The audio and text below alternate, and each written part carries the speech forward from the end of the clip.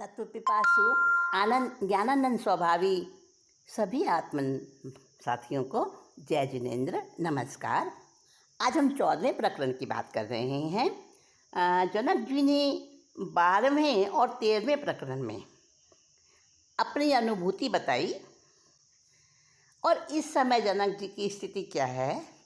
जैसे एक कोई छोटा बच्चा अपना परीक्षा फल लेकर और अपने सब विषयों में अच्छा जो उसने प्रदर्शन किया है, अच्छा ग्रेड उसको मिला है, वो अपने मम्मी पापा के पास जाता है, बड़ों के पास जाता है और अपना प्रोग्रेस कार्ड जैसे दिखाता है, खुश होता है। अंदर में उसकी प्रसन्नता है, अंदर में उसकी एक आह्लाद है, एक अंदर में उसके एक आंतरिक खुशी उसकी झलक रही होती है। तो ऐसी ही बाल सुलभ हर्ष से राजा जनक अपनी अनुभूति का वर्णन कर रहे हैं। और इस 14वें प्रकरण में भी उसी को कंटिन्यू रखते हुए कह रहे हैं राजा जनक, जो स्वभाव से ही शून्य चित्त है परंतु प्रमाद से विषयों की भावना करता है, ऐसा पुरुष सोया हुआ भी जागने के समान है और वह पुरुष संसार से मुक्त है। देखिए, शून्य चित्त स्वाभाविक होकर भी जो प्रमाद से चिंते विषय, आत्मज्ञानी वो नर सोया भी जागृत के तुल्य मुक्त है जग से। स्वभाव से तो शून्य चित्त है वो, पर चूँकि अभी थोड़ा थोड़ा अभी प्रमाद का भाव पूरा अंदर से साफ नहीं हुआ है, तो हल्की फुल्की विषयों की भावना उसके अंदर में अभी सत्ता में है। परंतु फिर भी अगर वो अपने उस भाव को व्यक्त कर रहा है तो उसको मानना चाहिए कि जैसे वो कोई व्यक्ति सोया है किंतु जागे हुए के समान है। इसी प्रकार अगर कोई ऐसा सोता है कि कहते हैं ना, श्वान निद्रा, जैसे कुत्ते की नींद होती है, जरा सी आहट पाते ही वो जग जाता है, एकदम उठ जाता है और देखता है घर में कोई चोर तो नहीं आ गया, मेरे मालिक का कोई नुकसान तो नहीं कर रहा। तो श्वान निद्रा मशहूर है जिज्ञासु की। तो ऐसा वो जिज्ञासु जो शून्यचित है परंतु सत्ता में कर्म उसके पड़े हैं, तो वो वास्तव में तो संसार से मुक्त ही है, क्योंकि स्वभाव से वो शून्यचित्त हो गया है। उसके अंदर विषयों की वो जो है लिप्सा वो समाप्त हो गई है। और वो ज्ञानी अपने आप में कैसा है, ज्ञानी की स्थिति बताई है। व्यवहार दृष्टि सो विलोकत बंध्यो सो दिसे, निहच निहारत न बांध्यो यह कि नहीं। एक पक्ष बंध्यो एक पक्ष सो अबंध सदा, दो पक्ष अपने अनादि धरे इन्हीं। को कहे समल विमल रूप, को कहे चिदानंद तैसोई बख्यान्यो जैसो जिन्हीं। बंध्यो माने खुल्यो माने, दो न को भेद जाने, सोई ज्ञानवंत जीव तत्व पायो तिन्हीं। क्या कह रहे हैं? व्यवहार दृष्टि सो विलोकत बंध्यो सो दिखे। अगर स्थूल दृष्टि से देख रहे हैं तो उसकी सत्ता में कर्म पड़े हैं अभी हैं, और निश्चय से देखो, निश्चय दृष्टि से देखो तो बंधा हुआ है ही नहीं, क्योंकि आत्मा कभी बंध ही नहीं सकता, स्पर्श ही नहीं करता कर्म, तो बांधेगा कहाँ से। तो कहते हैं कि कभी ऐसा लगता है कि ये बंधा हुआ है और कभी लगता है ये अबंध है। एक पक्ष से, एक दृष्टि से अबंध दिखता है, एक पक्ष से बंधा हुआ दिखता है। और ये दोनों पक्ष अनादिकाल से धारण किए हुए हैं इस जीव ने, क्योंकि कर्म का प्रभाव जीव पर और जीव का प्रभाव कर्म पर पड़ता है। दोनों एक दूसरे से प्रभाव से तो प्रभावित होते हैं, परंतु एक दूसरे में समाहित कभी नहीं होते। प्रभावित कैसे होते हैं?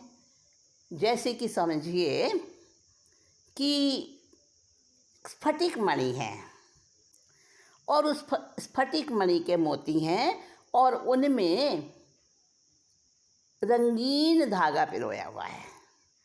अब स्फटिक मणि तो स्वच्छ है, बिल्कुल उसके अंदर कोई रंग नहीं है, परंतु जिस रंग के धागे में उसको पिरोया होगा ना, उस रंग की झाई उसमें बार बार महसूस होगी, जैसे उस रंग की आभा दिखेगी, कभी एक कोण से, कभी दूसरे कोण से। तो इसी तरह से जीव और कर्म, जो कि पुद्गल है, अजीव है, तो दोनों एक दूसरे के साथ अनादिकाल से हैं।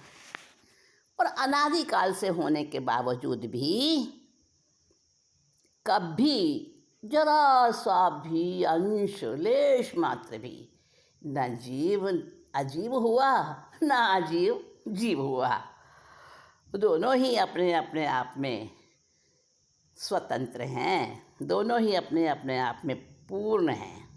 एक दूसरे का अंश कोई नहीं ले सकता, परंतु प्रभाव तो पड़ सकता है ना, प्रभाव तो पड़ सकता है। तो इसी तरह से को कहे समल विमल रूप को कहे, एक दृष्टि से देखो तो वो विमल, एकदम स्वच्छ आत्मा, निर्लिप्त आत्मा दिखता है, ऐसा प्रतीत होता है। और एक दृष्टि से देखो तो उसके अंदर प्रमाद है, उसके अंदर थोड़ा थोड़ा अभी कर्म की सत्ता का प्रभाव है। चिदानंद तैसोई बखाने जैसा जी नहीं, लेकिन वास्तविकता क्या है? वास्तविकता है कि जो चिदानंद है, आत्मा का शुद्ध स्वरूप है, जो ज्ञायक है, वो तो जैसा सर्वज्ञ प्रभु ने बताया है, ज्ञानियों ने जैसा वर्णन किया है, वो तो वैसा ही निर्लिप्त है, निर्लेप है, स्वच्छ है, निरंजन है। उसमें कभी कोई कुछ जरा सा भी लेश मात्र आया ही नहीं, कभी किसी प्रकार का मैल। तो बंध्यो माने खुलियो माने, दो ने को भेद जाने। अब ज्ञानी जो है व्यवहार से भी जानता है और निश्चय से भी जानता है, दोनों ही ने, दोनों ही पक्ष वो समझता है। ऐसा ज्ञानवंत जीव वो ही सचमुच में ज्ञानी है, और समझना चाहिए कि उसी ने तत्व का भेद पाया है। तो ऐसी ही स्थिति में, ऐसी ही अवस्था में जो राजा जनक हैं, वो अपने को बता रहे हैं, अपनी अभिव्यक्ति कर रहे हैं कि अनेक जन्मों से जो संस्कार से वासना के बीज जब तक संपूर्णतः नष्ट नहीं होते, तब तक तो थोड़ा थोड़ा उसमें कहीं ना कहीं रह जाता है प्रमाद। परंतु प्रमाद के साथ ही उसकी निर्मलता भी तो है ना, और उस निर्मलता की दृष्टि से देखें तो वो अपने आप में ज्ञान अमृत पीने वाला और ऐसा सब चीज़ों से हटा हुआ, वैराग्य से परिपूर्ण, वो तो अपने आप में ही स्थिर रहता है और अपने आनंद में ही मग्न रहता है, और उसको तो हर समय आत्मानंद का, उसी अमृत का स्वाद आता रहता है। चख ले आनंद की है रसधार, ये चख ले आनंद की है रसधार ये। अब परख ले मिलेगी हर बार ये। अब परख ले मिलेगी न हर बार ये। चख ले आस्वाद ले आनंद की है रसधार ये। कितनी मस्ती है जीवन में ले मज़ा। कितनी मस्ती है जीवन में ले मज़ा। अपने बिखरे हुए इतिहास सजा। अपने बिखरे हुए इतिहास सजा। घोर चिंताओं का ढोता क्यों भार है। ढोता क्यों भार है। चख ले आनंद की है रसधार ये। ज्ञान में डूबे हुए लबालब सराबोर राजा जनक कह रहे हैं कि राग द्वेष के बीज का पूर्ण रूप से नाश हो जाना ही मुक्ति है। और अब मेरे चित्त से समस्त वासना, कामना और संस्कार जनित तरंगे शांत हो गई हैं। चित्त की चंचलता नष्ट हो चुकी है। अब संकल्प विकल्प के विक्षेप वहाँ नहीं उठते हैं। ऐसी स्थिति को उपलब्ध हुआ हूँ। और ऐसे ज्ञानी का सोते समय भी शरीर का केवल थोड़ा सा भाग ही सोता है और शारीर की सारी क्रियाएं तो वैसी की वैसी चलती रहती हैं। नींद में भी सांस चलता है, ब्लड सर्कुलेशन चलता है और स्नायु संस्थान, मन सभी अपना अपना कार्य करते हैं। वो नहीं सोते, बस मस्तिष्क का थोड़ा सा भाग ही सोता है और थोड़ा सा विश्राम लेता है, परंतु चेतना कभी नहीं सोती। वो तो नींद में भी जागृत रहती है, क्योंकि सोना चेतना का स्वभाव ही नहीं है। इसीलिए राजा जनक कहते हैं, मैं आत्मस्वरूप हूँ। सोता हुआ प्रतीत होते हुए भी मैं नित्य जागृत हूँ। शुक्ल ध्यानी बन खो जा तू अपने में ही। शुक्ल ध्यानी बन खो जा तू अपने में ही। बेसुध हो जा अमी रस को चखने में ही।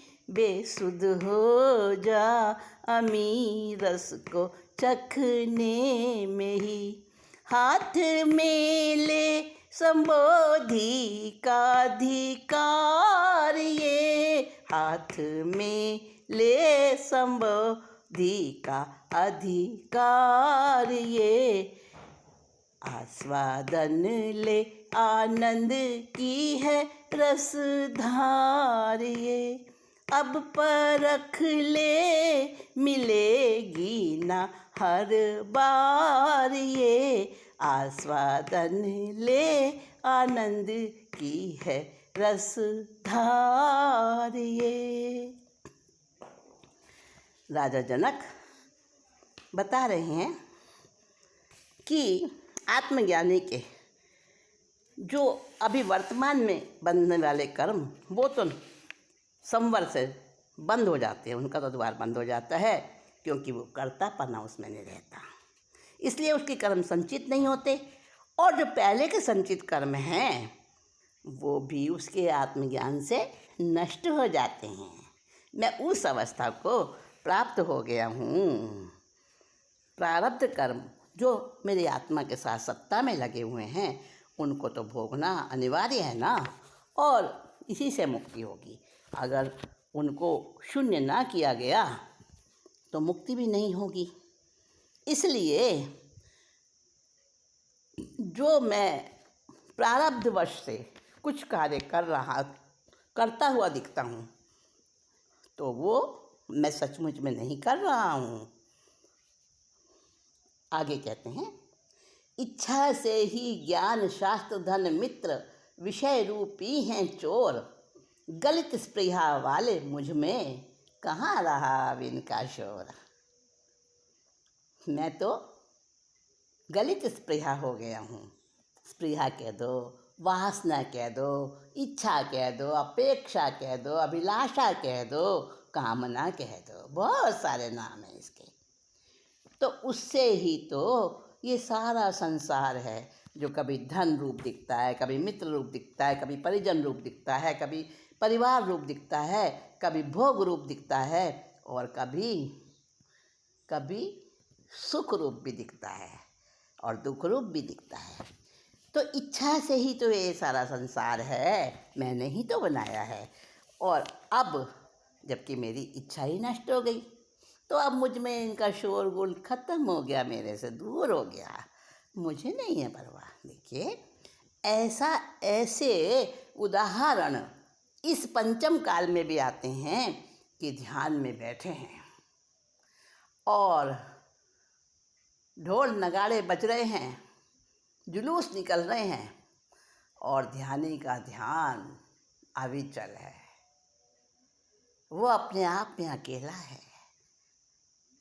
कितना भी शोर हो उसके अंदर शांति है। और ये जब स्थिति है तब तो कितने उच्च भाव हुआ करते थे। और इस पंचम काल में जैसे जैसे जैसे सो समय बीत रहा है, हमारे भावों की निकृष्टता बढ़ती ही जा रही है, निम्न तल की ओर चल रही है।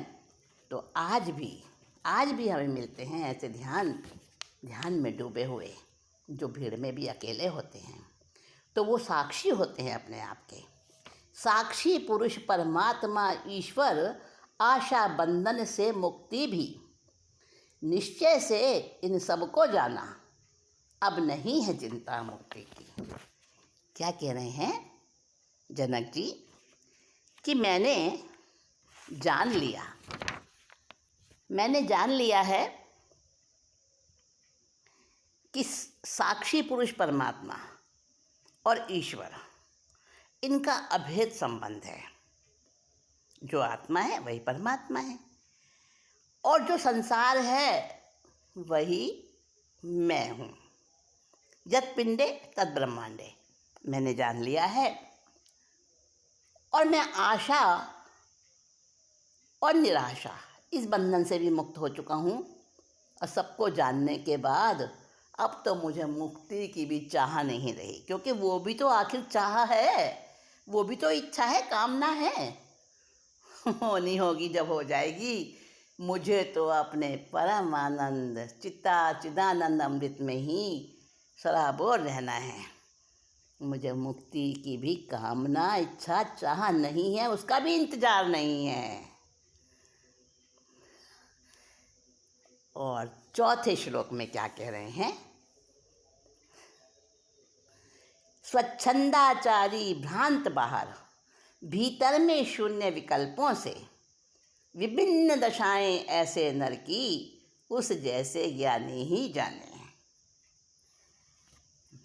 मुझे देखने वाले, जनक जी कह रहे हैं कि मुझे देखने वाले बाहर से मुझे क्या देखते हैं? कोई भी ज्ञानी है, वो भी खाता है, बोलता है, चलता है, कार्य करता है, हलन चलन, स्वाध्याय, पठन पाठन सभी कुछ करता है ना, व्यवहार में सब कुछ करता है। तो बाहर से तो वो भ्रांत, चंचल दिखाई देगा, परंतु उसके भीतर की स्थिति क्या है?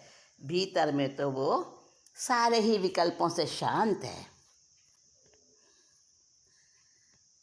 और उसकी विभिन्न जो दशाएं हैं ऐसे ज्ञानी की, वो हर कोई नहीं जान सकता, क्योंकि उसका अंतःकरण संकल्प विकल्प से शून्य हो गया है, विचार शून्य हो गया है, निर्णय और चुनाव रहित हो गया है। केवल दृष्टा मात्र, केवल साक्षी मात्र ही रह जाता है। उसका खाना पीना, पहनना, उठना बैठना, बात करना आदि समस्त क्रियाएं तो सामान्य व्यक्ति की तरह ही होती हैं।